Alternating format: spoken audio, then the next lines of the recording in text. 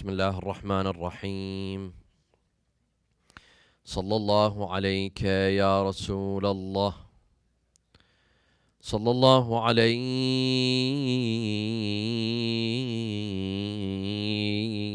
يا سيدي ويا مولاي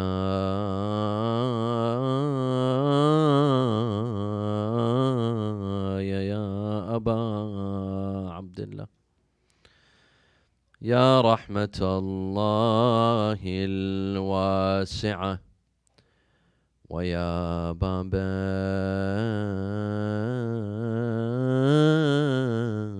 نجاة الأمة ويا عبرة كل مؤمن ومؤمنة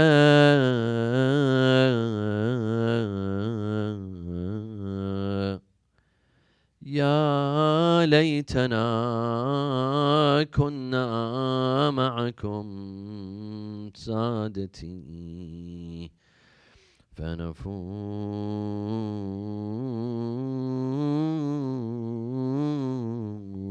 فوزا عظيما.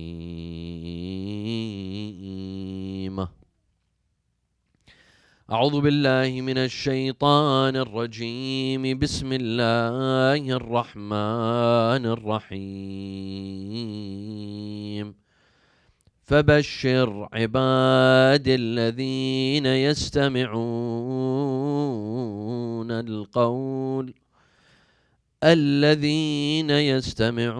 القول فيتبعون أحسنه. صلوا على محمد وآل محمد.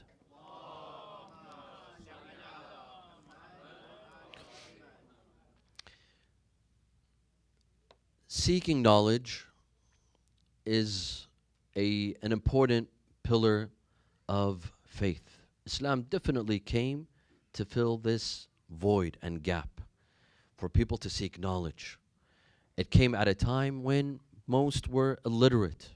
Historians mention that at the time of the revelation of the Quran, only 17 individuals knew how to read and write. The rest were illiterate.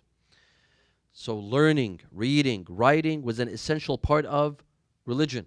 Allah says, هو الذي بعث في الأميين رسولا منهم. He's the one who sent to the illiterate or to the people of Mecca someone from them, ليزكيهم ويعلمهم الكتاب, to purify them and to teach them the book. Rasulullah was a teacher. That was his job, to teach. يعلمهم, to learn and to teach. One day Rasulullah sallallahu alaihi wasallam entered his holy mosque in Medina and he found two groups.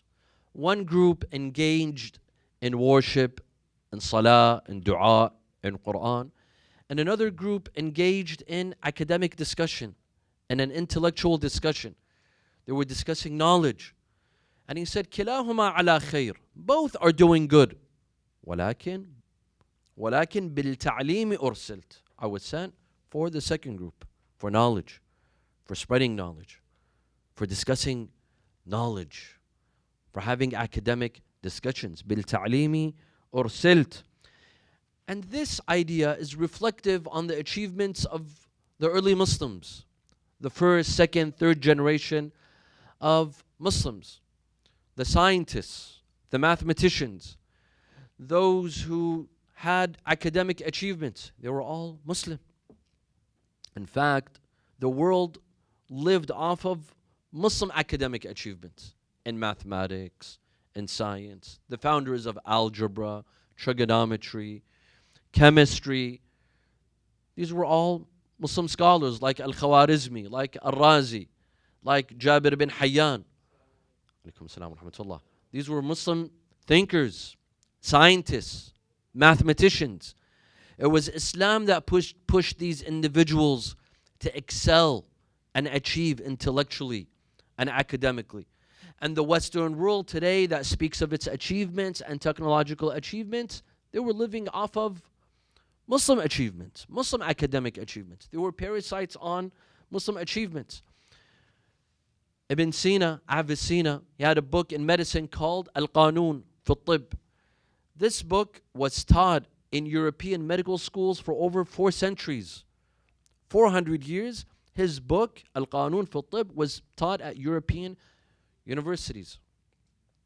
Europeans lived off of Muslim achievements. The compass that was used by Christopher Columbus to discover America, who he thought it was India. When he arrived to America, he thought he was going to India. The compass that he used was made by Muslim scientists. Muslims, not by Christians, not by Muslim scientists and scholars. So we have the concept of ta'aleem, ta'allum, to learn, learning, to teach. And we have another concept called at-tafakkur, to think, to ponder, to contemplate. And these two, although they're very similar, but they're a bit different. At-ta'aleem is to learn.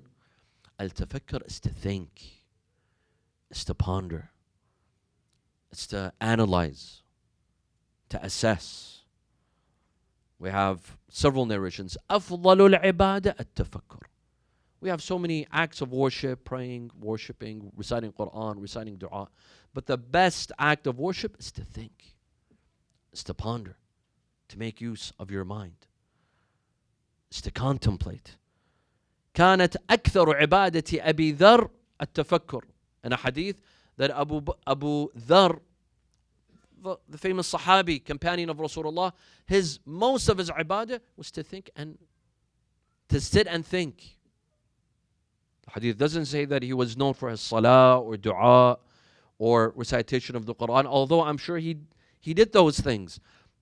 But كانت أكثر عبادة أبي ذر التفكر. He would sit and think and ponder. He had time for himself to sit and think.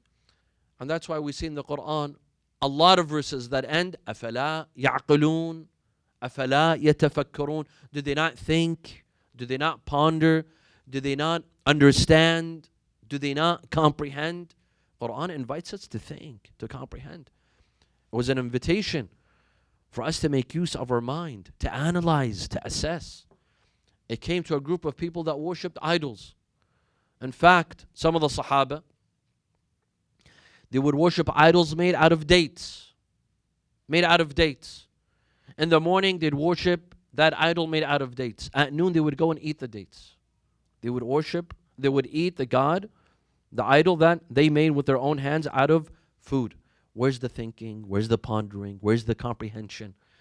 Islam came to wake them up and get them to think.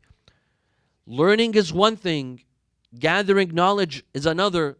But if you don't analyze that knowledge that you have, you don't think over that knowledge that you have, that knowledge is useless. That knowledge is useless. You see, my dear friends, most of us are immigrants, especially our parents. Maybe the younger generation, you're not immigrants, you were born here. But I'm sure that most of your parents were immigrants. One of the reasons why many individuals move from the Middle East to the West, the United States, United Kingdom, Australia, New Zealand, there's a lot of reasons. Maybe one is religious persecution. Maybe one is because of terrorism back home. Maybe one is because of economic reasons. But one of the main reasons is the future of their kids. Schools. Schools in the West are better than the schools in the East. I'm sure this goes for most countries. Iraq, Lebanon, Afghanistan. Most of our countries back home. I think most of us would agree that the schooling system here, of course, I'm not talking about the new challenges today of gender and non. This is something new. This didn't exist previously. But typically, schools in the West are better than schools in the East. Why? Although that the subjects that you take in the East, for example, in Iraq, they're a lot harder. I've seen mathematics, for example, in 7th grade, 8th grade mathematics. Compare it to 8th grade mathematics in the US. In Iraq, it's a lot harder. You take a lot more. You study a lot more. They give you a lot more. Even when it comes to science, biology, chemistry, physics, the studies back home, they're a lot harder. Right? They're supposed to make scholars. They're a lot harder than the US. But you see that the schooling system in the US is a lot better. Why? It comes down to one core difference. Back home in our schools, their job, alaykum assalam wa rahmatullah, their job is to make children memorize. Here's biology, here's the subjects, here's an exam, come and memorize 10 chapters on biology, 12 chapters on chemistry, 11 chapters on physics. Memorize, memorize, memorize. It's all about memorization, cramming. While here in the West, the schooling system is not so much about memorizing, but it's more about understanding. Understanding. It's better to understand 2 theories than to memorize 20 theories, but you didn't fully understand them. And that's why kids, they memorize for the exam, but then after a week later, they've forgotten everything. Why? Because they simply crammed. They didn't understand. They didn't understand. This is the difference between a system that gets you to memorize and a system that gets you to understand, analyze, assess. It's not all about quantity. We think that it's all about quantity. How many books have I read? How many articles have I read? It's not about how many books have you read. It's about how many books you've analyzed, you've understood. Understanding one book is better than reading 10 books and you didn't understand them. Reading one book, thinking over it, taking notes, writing comments, footnotes, is better than reading 10 books, but you read them quickly. You didn't take any notes, and now you don't remember anything. You don't remember anything. You see, this is a difference. Back home, they teach our children to be like ants, while we're supposed to be like bees. What's the difference between a bee and an ant? Of course, one stings and the other bites, but there's another difference in what they take. An ant collects food, collects. They make a pile. Have you ever noticed an ant? They make a pile. Sometimes an ant collects more food than it could carry, more food than it could eat. And sometimes it loses its food. Sometimes it's stolen from it. While a bee takes in nectar and gives back honey. That's the difference between an ant and a bee. A bee goes to a flower, takes in the nectar, but it gives you back honey. That's what a student of knowledge should be. Takes in and then gives back. Doesn't just compile. Uselessly compiles a bunch of information that is lost, that is easily lost, that doesn't give back. A student of knowledge assesses, even if it's something minimal, they understand and then they give back. They translate it into a different meaning. They're able to analyze. They're able to comprehend. That's the difference. Shaheed Mutahhari, rahmatullahi alayh. Shaheed Sheikh Murtada al-Mutahhari. This is one of our brightest scholars. And when he was assassinated, it was a major loss. His death was a major loss for the ummah. And I advise my dear brothers and sisters to read his books. They've been translated into Arabic, into English, and they're available. Get acquainted with the books of Shaheed Mutahhari. Shaheed Mutahhari's books, they're full of knowledge, but at the same time, they're full of analysis. They're full of analysis. His analysis is amazing. You know, 2 scholars might read the same hadith, but they'll understand it differently. One will take the hadith literally, and others will give you analysis of that hadith. And that's what Shaheed Mutahhari was known for, his analysis, his brilliant analysis, his way of thinking. He has a book called Ta'aleem wa Tarbiyat Dar Islam. At-Ta'aleem wa Tarbiyat fil Islam. On education in Islam. The Islamic theory on education. He says that in Hawza, typically, scholars take pride in how many years they've studied. One says, I've studied for 30 years. Another says, I've studied for 20 years. Another says, I've studied for 35 years. They take pride in how many years they've studied. The more they've studied, the more they take pride. He says, this is actually not good. It's not a matter of pride how many years you've studied. It's a matter of pride how much you took in and how much you're able to give back, how much you comprehended. Studying for many years under one scholar, 20 years, 30 years under one scholar. Is this something positive? Not necessarily. Why? Because attending a scholar's lectures for 20, 30 years until you're in your 50s, you're only taking his theories, his views, his opinions. Well, what about you? You've been in the Hawza for many years. Are you able to make up your own theories, your own opinions? Are you able to develop your own thought, your own thoughts? The more you attend, you're just taking in. What about giving back? You're not giving yourself a chance to think, to ponder, to assess, to give your own theories and your own opinions. You see, my dear friends, our brain is like our stomach. The stomach, the more you eat food, if you fill it with food, it'll take a long time to digest. It'll take you a while. You have to leave a little bit of room in your stomach so that it's able to digest. The brain is the same. The brain, if you fill it with information, you think that you've read,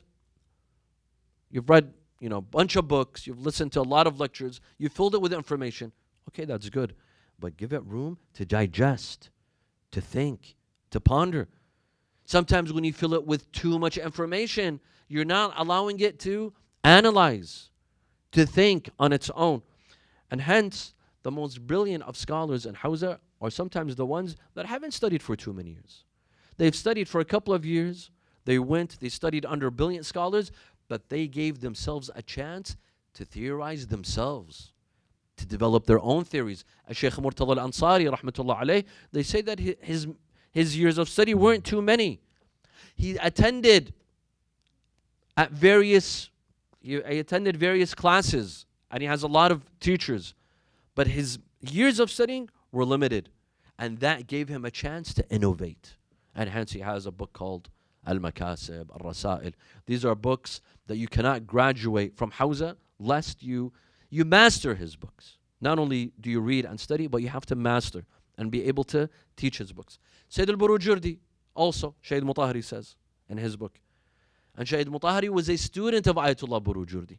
He says that Ayatollah Burujurdi also didn't study for too many years.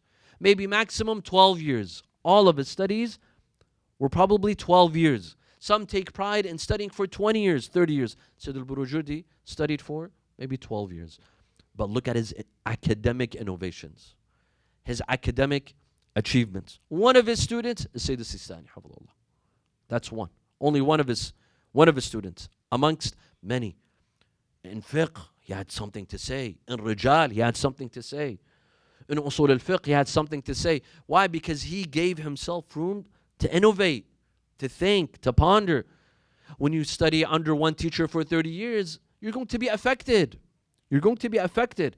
You don't give yourself the chance to think on your own. And hence, your teacher's views are going to be your views. Because you didn't give room to think and ponder and analyze and assess. It's not about studying more. It's about thinking more. With Shaykh al-Ansari, Sayyid al-Burujurdi, they studied less, thought more. But unfortunately for us, we think it's all about quantity. How many years did I study? How many books did I read? How many lectures did I hear? It's not about quantity. It's about the quality. It's about the quality. You see, my dear friends, we have a lot of mujtahids. We have a lot of mujtahids in Qom, in Najaf, in Karbala, in Masjid, in Isfahan, in Afghanistan. We have a lot of mujtahids. But who is a real mujtahid? We have some mujtahids. They'll come and read the works, for example, of a Sayyid al-Khoi, and they'll say, I agree with him here, but I disagree with him there. And that's it. They're only able to comment here and there. This is not real ijtihad. Real ijtihad is when you can research topics where no one else has. No one else has. You're able to innovate. For example, on many topics, you're able to delve into topics where others haven't. A good doctor, a good researcher isn't someone who researches topics that have been researched before and he simply comments. He says, I agree here, but I disagree over there. A good researcher, whether it's in fiqh or in science, even in chemistry, is someone who's able to innovate, someone who can bring groundbreaking results, groundbreaking research, dive into topics and into fields where no one else has. That's innovation. That's a real scholar. Someone who can rely on his own mind. Someone who can analyze and assess. You see, this is an invitation by the Holy Quran. The Quran invites us to think, ponder, analyze. فَبَشِّرْ عِبَادٍ الَّذِينَ يَسْتَمِعُونَ الْقَوْلَ فَيَتَّبِعُونَ أَحْسَنَهُ. Give glad tidings to my servants who listen to everyone. They don't put an X on this individual and an X on that, and this person, I will never listen to this individual and I will never read this individual. No. الَّذِينَ يَسْتَمِعُونَ الْقَوْلَ. Those who listen, those who keep an open mind. Keep an open mind, not like the people of Nuh. Not like the people of Nuh. جَعَلُوا أَصَابِعَهُمْ فِي آذَانِهِمْ وَاسْتَغْشَوْا ثِيَابَهُمْ. The people of Nuh, they put their fingers in their ears. They didn't want to listen. This is the rhetoric of the ignorant, those who have insecurity issues. If you're open-minded, listen to different opinions, but choose the best. فَيَتَّبِعُونَ أَحْسَنَهُ. How do you choose the best? When you analyze. You don't become a parrot, but you analyze, you assess. Okay, this scholar said something, let me analyze it, let me think about it. What proof and evidence did he have? I read this book or article. It had good points and it had bad points. You have to be in the process of analyzing, assessing, taking the good, leaving the bad. فَيَتَّبِعُونَ أَحْسَنَهُ. This all relies on critical thinking. Critical thinking. To think critically. What does to think critically mean? It means that you don't take anything for face value. You don't say, this is correct. Whatever this Sayyid says, it has to be correct. No. There's only several ma'soomeen. The infallibles are the 14 infallibles plus the prophets. Everyone else is not ma'soom. You have to critically think and analyze. Whether it's a Sayyid or a Sheikh or a Alim, you sit and think, what he said, does it make sense? Is it compatible with the Quran? Is it compatible with the Sunnah? Is it compatible with reason? You assess. You don't take anything for face value. That is critical thinking. Critical thinking is that you ask yourself, who said this? What proof is he bringing for this theory, for this opinion? What evidence? Maybe he's right, but I have to see, what evidence does he have? What proof does he have? There's a hadith by Prophet Isa alayhi salam. He says, خُذُوا الْحَقَّ مِنْ أَهْلِ الْبَاطِلِ وَلَا تَأْخُذُوا الْبَاطِلِ مِنْ أَهْلِ الْحَقِّ. Take the truth from the people of falsehood, but do not take falsehood from the people of the truth. And then he says, كُونُوا نُقَّادَ الْكَلَامِ. كُونُوا نُقَّادَ الْكَلَامِ. Be critical thinkers. When you hear a hadith, when you hear a speech, when you listen to a lecture, when you read a book, when you read an article, critically assess, critically think. كُونُوا نُقَّادَ. Nuqad is that you critically think. You critically assess. Don't take everything for face value. Sometimes you're fooled by slogans. Some individuals, they have the ability to say very beautiful expressions, but deep down inside, the content is nothing. It could be even false. It could be deviance. But the wording is very beautiful. You say, mashallah, he's so eloquent. But the content is nothing. The content is falsehood. You have to be very careful. You have to be able to assess. فَكَمْ مِنْ, the Prophet says, Prophet Isa, فَكَمْ مِنْ ضَلَالَةٍ زُخْرِفَتْ بِآيَةٍ مِنْ كِتَابِ اللَّهِ كَمَا زُخْرِفَ الدِّرْهَمْ مِنْ نُحَاسٍ بِالْفِضَّةِ الْمَوْهُومَةِ. He says sometimes deviance is covered with verses from the Holy Quran. Someone is giving you deviance. He's deviating you from the truth, but he supports his arguments with what? A verse, a hadith from here, a hadith from there, verses from the Holy Quran. But with what he's actually saying is deviance from the truth. The same way that copper is sometimes covered with silver, fake silver, but deep down inside it's copper. Who knows? Only the experts know that this is fake silver. It's not real. It's fake silver. Deep down inside, it's copper. It's not silver. You have to be able to distinguish when someone says something. You critically analyze and you discover, is he saying what he's saying? Does it make sense? Is it compatible with the Quran? Or is it not? You're able to filter. You're able to distinguish the truth from what is false. It's like a goldsmith. A goldsmith, maybe you and I, if we see gold or fake gold, I wouldn't know. I can't tell the difference between real gold and fake gold. But a goldsmith knows. As soon as he takes a look, he tells you this is fake. This is not real. Why? Because the way he looks is different from the way I look. I look in a naive way, but a goldsmith looks critically. He looks critically. He tells you this is fake. Take it back. Go get your money back. Or a Rolex. I wouldn't be able to distinguish between a real Rolex and a fake Rolex. There's a lot of people that wear fake Rolex. And most people, they're fooled. But experts would know. They'll tell you this is real, this is fake. It's the same thing with the truth. Those who critically think and analyze and are in the habit of pondering, contemplating, they'll tell you what he's saying is true, what he's saying is false, because they critically analyze. Another issue, my dear friends, is that you don't have to believe everything you hear. A lot of us, whatever we hear, we not only believe it, we even share it. I talked about this in Muharram in a lecture called Islam and Fact Checking. Today, especially with social media, share, forward. You receive a message that if you do so-and-so, you'll get this reward, and if you pass it on to 60 individuals, you'll receive that reward. I'm sure you've seen messages like this. Nonsense. It's absolutely nonsense. But you'll see people forwarding it to you. We live at a time, and this is the funny part, at a time when there's so much information and access to information is so easy, but we still live at a time of misinformation. Fake news. People spreading all sorts of fake news, videos, especially with AI, and people forward.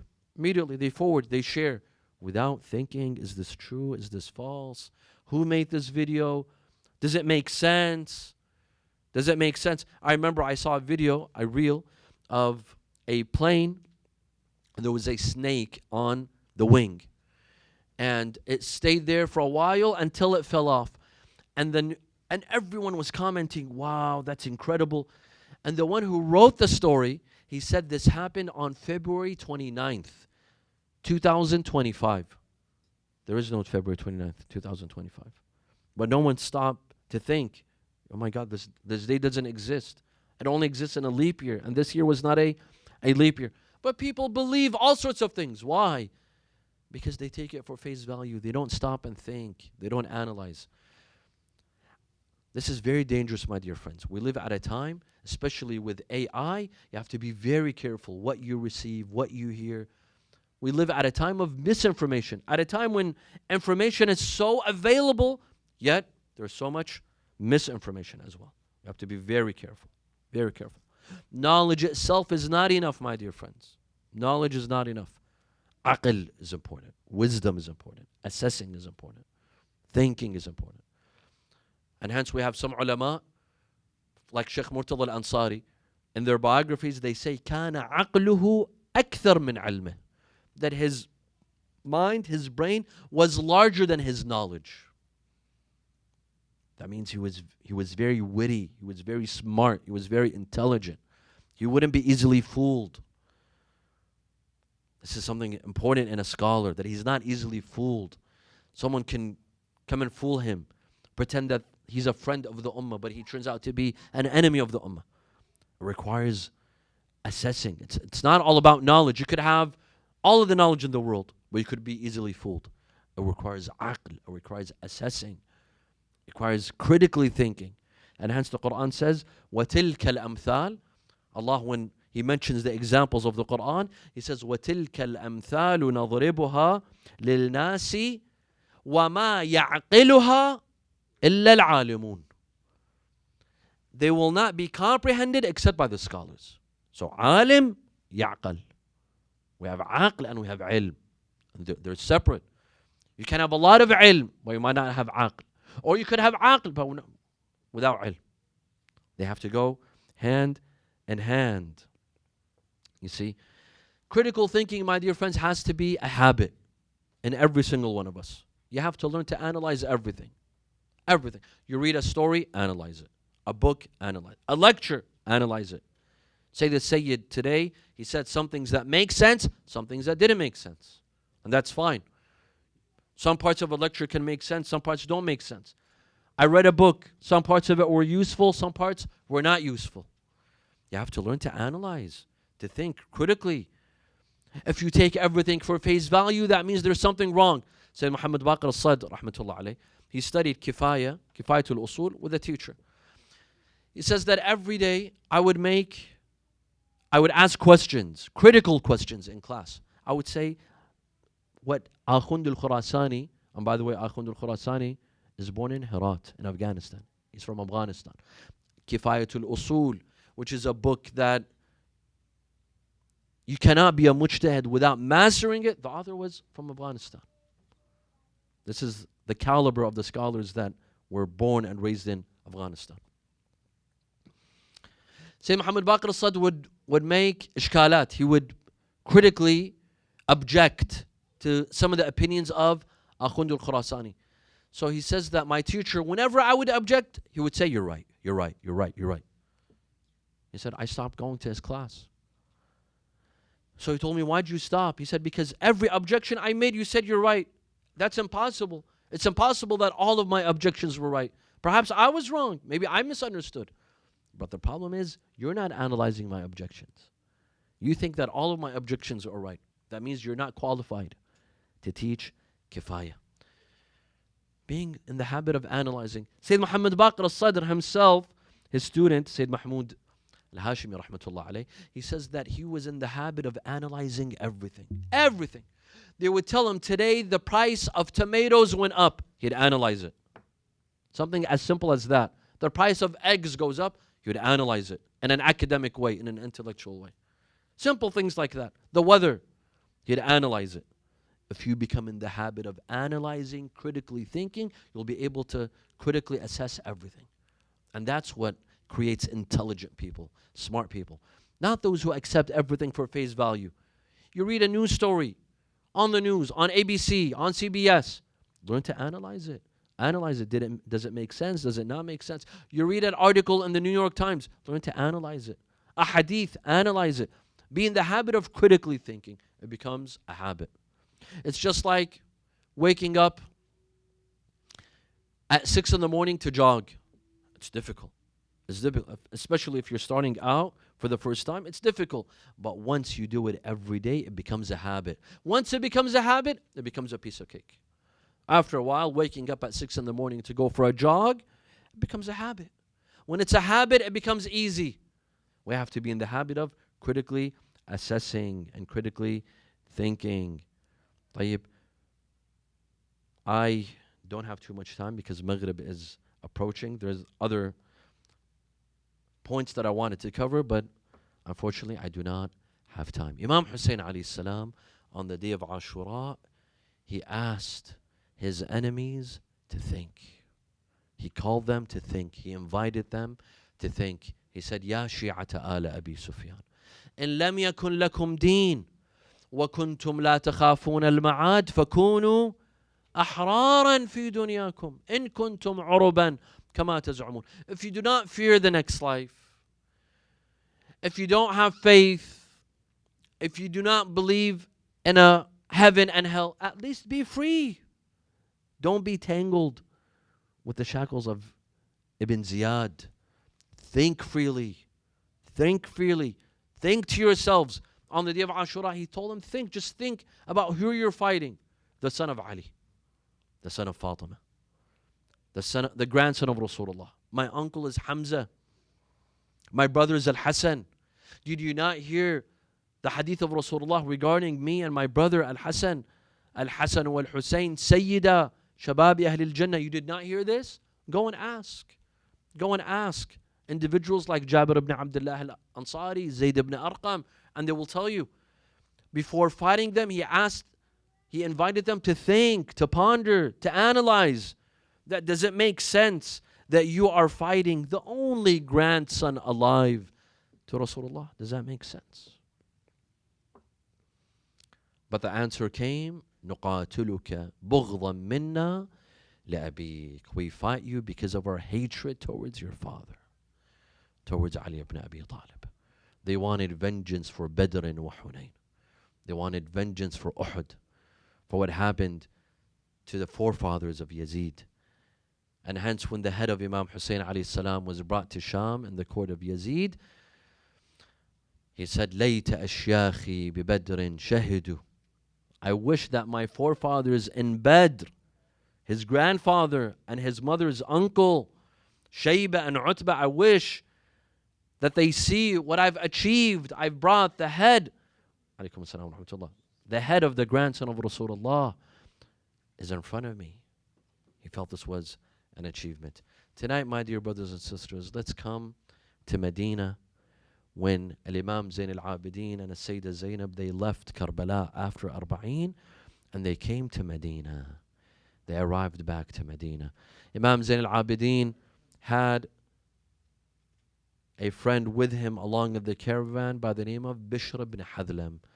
Bishr ibn Hadlam, Imam Zayn al-Abidin tells him, Ya Bishr, rahimallahu abak, kana sha'iran.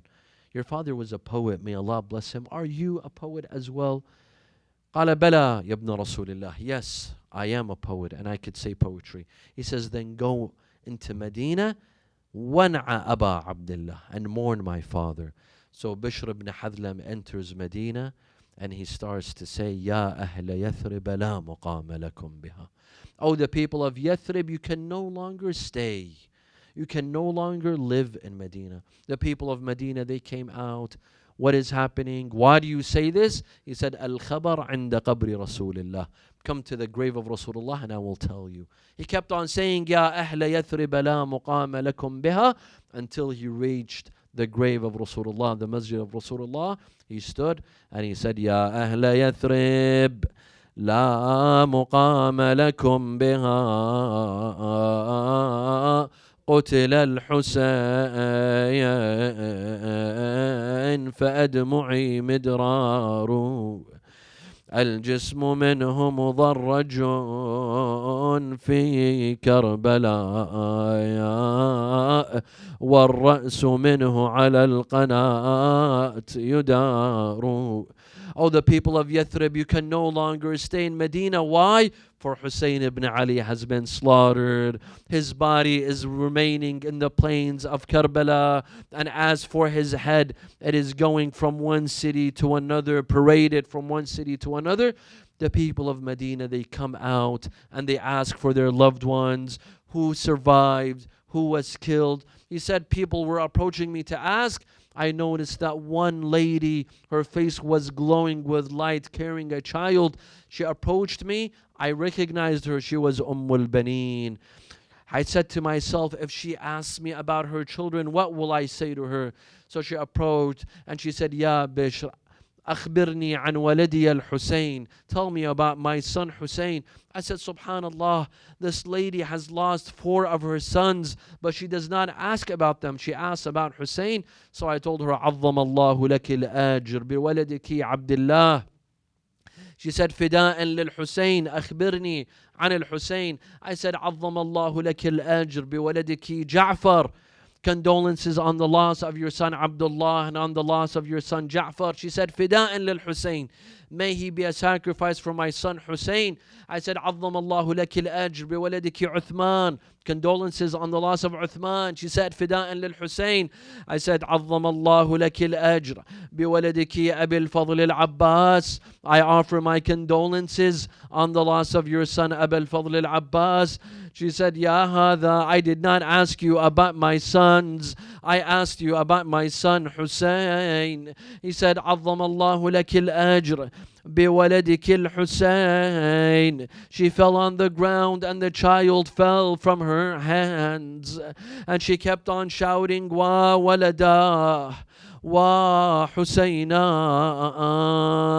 لا تدعوني ويك أم البنين تذكريني بليوث العرين أربعة مثل نسور الربا قد واصلوا الموت بقطع الوتين. Zainab alayhi salam, when she arrived to Medina, she asked that no one enters her house other than Bani Hashim. She wanted to sit and mourn Imam Hussein and her brothers, so she asked that no one enters upon them. One day they heard knocking at the door. They did not allow the lady to come. Zainab said, allow her to come. There is a woman at the door. She's a partner in our tragedy. Allow her to come. It was Baneen. Baneen asked for permission to enter the house to mourn with Zainab alayhi salam. As soon as she entered, she saw Zainab. She said, wa waladah wa Husaynah, oh my son Hussein. And Zainab replied back, wa akhah wa Abbasah, وأخاه وعباساه إنا لله وإنا إليه راجعون. وسيعلم الذين ظلموا أي منقلب ينقلبون والعاقبة للمتقين. نسألك اللهم وندعوك باسمك العلي الأعظم الأعز الأجل الأكرم يا الله. اللهم لا تدع لنا ذنبا إلا غفرته ولا هما إلا فرجته ولا عيبا إلا سترته ولا خوفا إلا آمنته ولا رزقا إلا بسطته ولا شملا إلا جمعته ولا مرضا إلا شفيته ولا غائبا إلا حفظته وأدنيته ولا حاجة من حوائج الدنيا والآخرة لك فيها رضا ولنا فيها صلاح إلا قضيتها ويسرتها يا أرحم الراحمين. ولأرواح المؤمنين والمؤمنات. الفاتحة مع الصلوات.